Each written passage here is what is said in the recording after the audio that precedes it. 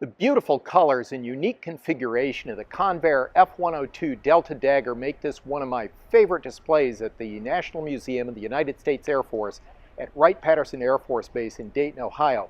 But there's an interesting lesson about aerodynamics to be learned from this aircraft. Now, the F-102 was an early delta wing supersonic aircraft, but it almost wasn't able to break the sound barrier because of a phenomenon known as the area rule.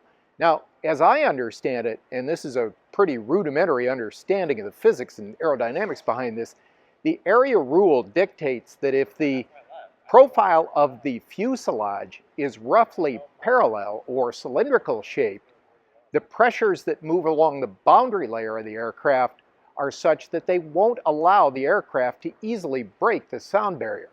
So what winds up happening, and you see this on the later Convair F-106 Delta Dart, the sides of the fuselage have a kind of hourglass-shaped curve to them. They're not parallel.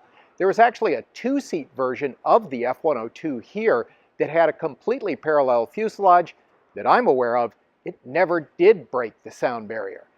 So the area rule is one of the things that Convair engineers and aerodynamicists learned about aerodynamics and physics in developing supersonic aircraft.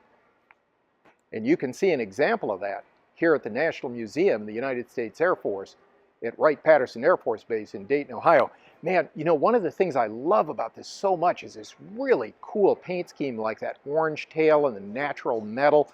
Just really looks like something right out of the Cold War. It's so cool. They don't make them like this anymore.